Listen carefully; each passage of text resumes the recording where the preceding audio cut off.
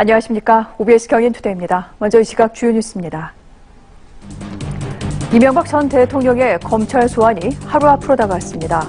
검찰이 수사 준비에 총력을 기울이는 가운데 이 전 대통령 측도 방어 전략 마련에 골몰하는 것으로 알려졌습니다.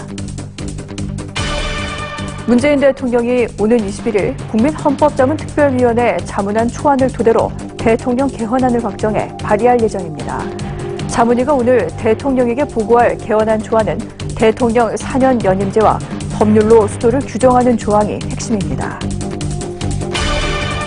검찰총장으로선 처음으로 업무 보고를 위해 국회에 출석한 문무일 검찰총장이 검찰의 직접 수사를 축소하겠다고 밝혔습니다. 또 공수처 설립에 대해서도 국회 논의 결과를 받아들이겠다는 입장을 전했습니다. 경찰이 성폭력 피해를 폭로하는 미투운동과 관련해 현재까지 가해자로 지목되는 55명의 의혹을 확인하고 있다고 밝혔습니다. 영화감독 김기덕 씨 등 15명에 대해서는 수사 전 단계인 내사를 진행하고 있습니다. 첫 소식입니다. 정의용 국가안보실장이 시진핑 중국 국가주석을 만나 방북 방미 결과를 설명하고 한국을 국빈 방문해달라는 문재인 대통령의 뜻을 전달했습니다. 희 주석은 양국 관계를 중시하고 있다며 예민한 문제를 적절히 처리하자고 답했습니다. 양태환 기자입니다. 미국에서 돌아오자마자 중국행 비행기에 몸을 실은 정의용 청와대 국가안보실장. 시진핑 국가주석을 만나 남북 정상회담, 북미 정상회담 등과 관련한 현황을 설명했습니다. 시 주석은 양국 관계를 중시하고 있다면서 소통을 강화하고 예민한 문제를 적절히 처리하자고 밝혔습니다. 그러면서 문재인 대통령이 특사를 파견해 소통하는 것은 양국 관계를 중시하는 것이라며 높이 평가했습니다.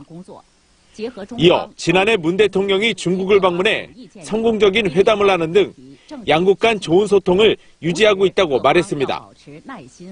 아울러 양국 정상 간 합의 사항들이 잘 이행돼 관계가 개선되고 있다고 덧붙였습니다. 이에 정 실장은 조기에 한국을 국빈 방문해달라는 문 대통령의 뜻을 전달했습니다. 또 북한 핵 문제는 북미 간 대화를 통해 1차적으로 해결돼야 한다는 중국 측 입장이 한반도 상황을 진전으로 이끌었다고 강조했습니다. 일본을 방문 중인 서훈 국가정보원장은 고노다로 일본 외무상과 만나 북미 정상회담 합의 과정을 설명했습니다. 고노 회상은 회담이 끝난 뒤 북한이 핵을 완전히 포기할 때까지 국제사회가 공조해 압력을 유지해야 한다는 일본 입장을 전달했다고 밝혔습니다. OBS 뉴스 양탄입니다. 아베 신조 일본 총리가 오늘 오전 도쿄에서 서훈 국정원장을 만나 비핵화를 전제로 하는 북한과의 대화에 대해 일본도 환영한다고 밝혔습니다. 이와 관련해 서 원장은 아베 총리에게 김정은 북한 노동당 위원장이 직접 비핵화 의지를 표명했다며 대단히 의미가 있다고 언급했습니다. 세라 샌더스 백악관 대변인이 북미 정상회담 개최와 관련해 우리는 회담이 열릴 것이라고 전적으로 기대한다고 말했습니다. 샌더스 대변인은 브리핑에서 북미 정상회담이 열리지 않을 가능성이 있느냐는 질문에 제의가 왔고 우리는 받아들였다며 이같이 답했습니다. 이어 북한은 몇 가지 약속들을 했고 우리는 북한이 그 약속들을 지킬 것으로 희망한다며 그렇게 되면 회담은 계획한 대로 열릴 것이라고 덧붙였습니다. 문재인 대통령이 오는 21일 국민헌법자문특별위원회 자문안 초안을 토대로 대통령 개헌안을 확정해 발의할 예정입니다. 청와대 핵심 관계자는 문 대통령이 21일 개헌안을 발의할 계획이라며 60일의 국회 심의 기간을 보장하려면 이때에는 발의해야 한다고 말했습니다. 자문위가 오늘 대통령에게 보고할 개헌안 조안은 대통령 4년 연임제와 법률로 수도를 규정하는 조항을 핵심으로 합니다. 여야 3당 원내대표들이 오늘 오후 개헌과 한국 GM 군산공장 폐쇄와 관련한 국정조사 등을 논의합니다. 회동에는 더불어민주당 우원식, 자유한국당의 김성태, 바른미래당 김동철 원내대표가 참석할 예정입니다. 여당인 민주당은 6.13 지방선거와 개헌 동시투표를 추진하는 반면 제1야당인 한국당은 10월 투표를 고수하고 있어 접점 마련이 쉽지 않을 전망입니다. 또 한국당과 바른미래당이 요구하는 한국 GM 국정조사도 민주당이 정치 공세에 악용될 우려 등의 이유로 반대해 협의에 난항이 예상됩니다. 이명박 전 대통령의 검찰 소환이 하루 앞으로 다가왔습니다. 검찰이 막판 수사에 총력을 기울이며 준비에 매진하는 가운데 이 전 대통령도 변호인단과 함께 방어 전략 마련에 골몰하는 모양새입니다. 김아희 기자입니다. 검찰은 측근 수사 결과와 관련 혐의 쟁점 정리에 들어갔습니다. 이를 위해 일요일 박영준 전 지식경제부 차관과 송정호 청계재단 이사장, 이 전 대통령 사위인 이상주 삼성전자 전무를 불러 불법 자금 수수 혐의 등에 대해 막판 보강 조사를 벌였습니다. 수사팀은 지금까지 조사 결과를 토대로 이 전 대통령에 대한 질문지 작성에 몰두하고 있습니다. 혐의가 방대한 데다 여러 차례 소환 조사를 고려하지 않고 있기 때문에 질문지 분량도 상당할 것으로 보입니다. 검찰은 비교적 차분한 분위기 속에서 소환 준비 상황도 점검하고 있습니다. 이 전 대통령 소환 당일 서울중앙지검 청사는 전체가 통제됩니다. 이 전 대통령은 검찰 출석 뒤 포토라인에서 소감을 말하고 취재진의 질문을 받게 됩니다. 그 뒤 10층 첫 2호실에서 한동훈 중앙지검 3차장과 간단한 티타임을 하고 박근혜 전 대통령이 조사받았던 첫 1호실에서 본격적인 조사를 받습니다. 송경호 특수 2부 부장검사와 신봉수 첨단범죄수사 1부 부장검사가 교대로 조사할 것으로 보이며 각각 뇌물수수 혐의와 다스 실소유주 규명에 주력할 예정입니다.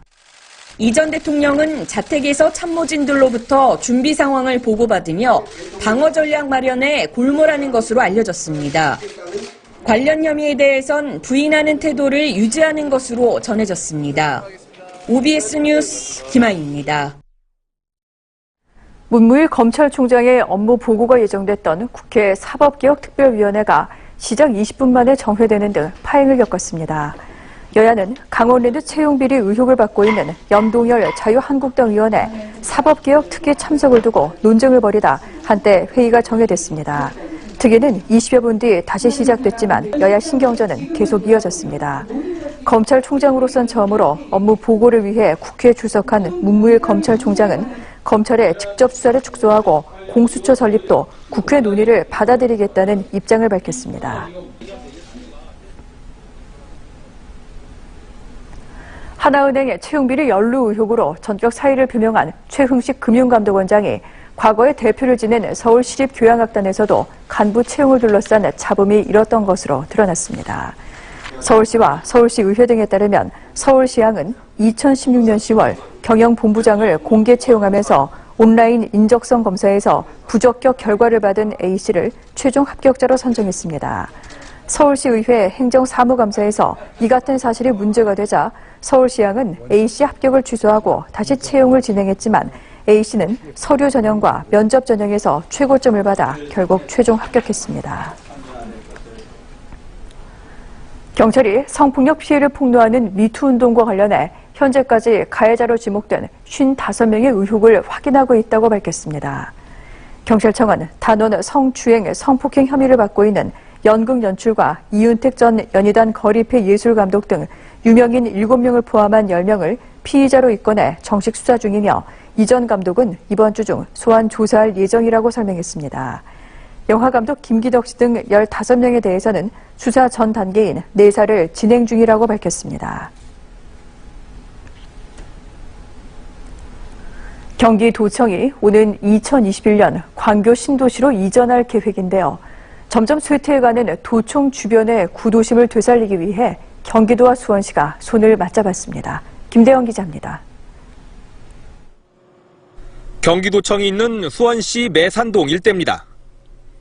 한때 수원의 중심이었지만 현재는 쇠퇴한 구도심으로 전락했습니다. 좁은 골목과 낡은 집들은 당장이라도 재정비가 필요한 상황. 심각한 주차난과 쓰레기 처리 문제, 원주민과 외국인 사이의 갈등도 해결이 시급합니다. 이 동네는 너무 많이 낙후가 돼 있어요. 수원 시내 가운데인데 좀 부끄럽다고 할 정도로 함께 놀고 즐기고 소통 말할 수 있고 회의할 수 있고 공동체 공간을 주차장과 겸해서 꼭 지어줬으면. 이에 경기도와 수원시가 도청 주변 도시재생 사업에 손을 맞잡았습니다. 도청 이전에 대비해 매산동과 행궁동에서 추진되고 있는 도시재생 사업은 모두 4개. 모두 500억 원이 투입돼 골목길 정비와 기반시설 확충, 안전마을 만들기 등이 진행됩니다. 다양한 문화공간과 마을기업도 조성해 지역 상권을 살리고 도시기능 활성화에 초점이 맞춰집니다. 이 지역 경제 활성화할 수 있는 기반을 마련하고 또 문화와 예술, 이 살아 숨쉬는 주변 지역 주민들께서도 이제는 불안감을 털어내고 새로운 모델의 창출에 함께해 주시기를. 경기도는 신청사 이전 후 남게 될 현 도청 건물에는 산하 공공기관을 입주시켜 직원 업무 공간으로 활용할 계획입니다. OBS 뉴스 김대영입니다. 인천 송도 아트센터 콘서트홀이 우여곡절 끝에 올 상반기 문을 열 예정이었는데요. 하지만 사업자 간 갈등으로 기부 체납이 미뤄지면서 또다시 개관에 차질이 우려되고 있습니다. 김용재 기자입니다. 지난해 12월 준공한 아트센터 인천 콘서트홀. 서울 예술의 전당과 잠실 제2롯데월드 롯데홀에 이어 국내 3번째로 큰 규모입니다. 올해 상반기 개관돼 오는 10월 인천 시민의 날을 맞아 첫 공연이 열릴 예정입니다. 하지만 개관과 공연 일정 지연 등 차질이 우려되고 있습니다. 시행사인 송도국제도시 개발유한회사 NSIC가 아트센터의 기부 체납을 미루고 있기 때문입니다. NSIC는 시공사인 포스코건설이 아트센터 건설 뒤 남은 사업비 560억 원과 준공 도면 서류 등을 내지 않고 있어 기부 체납이 늦어지는 것이라고 주장합니다. 공사 완료 확인을 못했고 거기에 대한 정산도 없이 우리는 인수인계도 현재 못 받은 상태고요. 그러니까 서류상으로만 준공이 돼 있는 상태지. 포스코건설은 남은 사업비는 인천시와 NSIC 간 협약에 따라 인천시에 주기로 한 만큼 NSIC에게 줄 이유는 없다는 입장. 또 도면 서류 등은 이미 제출한 뒤 확인이 됐다고 반박했습니다. 그 서류들이 다 완비되어 세팅되어서 최종적으로 건축주의 도장을 받아서 제출하는 거잖아요. 네. 그렇게 하지 않으면 준공이 안 날 거 아니겠어요. 두 사업자 간 갈등으로 인한 개관 지연으로 공연장의 노후화 등 비용 증가 문제까지 우려되는 상황. 인천경제청은 최근 NSIC에게 아트센터를 인천시에 하루빨리 기부 체납할 것을 촉구했습니다. OBS 뉴스 김용재입니다. 기획재정부는 올 1월 국세 수입이 36조 6천억 원으로 지난해 같은 달과 비교해 2조 7천억 원 증가했다고 밝혔습니다. 부가가치세는 작년 4분기 소비 증가 등 경기 개선에 힘입어 1조 5천억 원 증가한 17조 3천억 원으로 집계됐습니다. 소득세는 상용 근로자 수 증가와 부동산 거래 확대 등으로 9천억 원 증가한 8조 8천억 원이 거쳤습니다. 반면 1월 법인세 수입은 1조 3천억 원으로 5천억 원 감소한 것으로 나타났습니다. 한국GM과 성동조선의 구조조정으로 어려움을 겪는 전라북도 군산과 경상남도 통영 등의 협력업체와 소상공인에게 정부가 금융지원을 제공합니다. 금융위원회는 김용범 부위원장 주재로 관기기간 회의를 열어 이들 지역의 협력업체와 소상공인에 대한 기존 보증과 대출의 만기를 연장하고 원금 상환도 미뤄주기로 했습니다.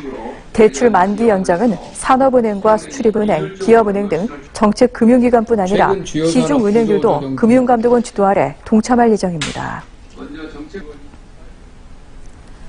대기업들이 올 상반기 대졸 신입사원 공채에 잇따라 나서는 가운데 구직자들이 가장 선호하는 기업은 매출 시가총액 1위인 삼성전자인 것으로 조사됐습니다.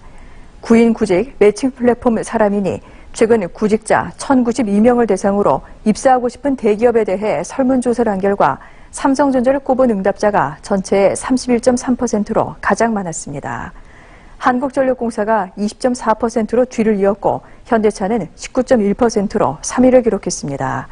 이들 기업에 입사하고 싶은 이유로는 전체의 62.4%가 사내복지와 복리후생이라고 답했습니다.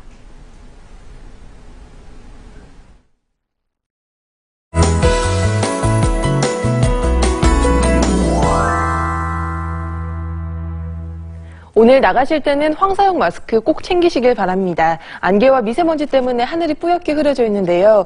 미세먼지는 오전보다 더 높아졌습니다. 서울의 미세먼지 농도 97 마이크로그램, 경기는 101 마이크로그램까지 올라와 있는 상태고요. 남부지방도 전반적으로 아까보다 농도가 더 짙어진 상태입니다.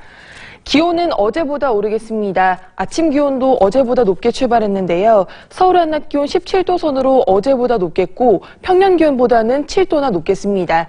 다만 일교차가 10도 이상 크게 벌어진다는 점 유의하시고 건강관리 잘 하셔야겠습니다. 이어서 지역별 날씨 보시겠습니다. 오늘 서울의 낮 기온 17도, 인천은 15도입니다. 경기 북부 지역의 낮 기온 16도 안팎으로 예상되고요. 경기 동부 지역 이천은 20도 가까이 오르면서 포근하겠습니다. 경기 남부 지역 평년 기온을 웃돌겠습니다. 내일은 오늘보다 기온이 더 오르겠습니다. 서울의 낮 기온 20도로 예상되고요. 목요일과 금요일 전국에는 봄비가 내릴 전망입니다. 날씨였습니다. OBS 경인투데이 마칩니다. 고맙습니다.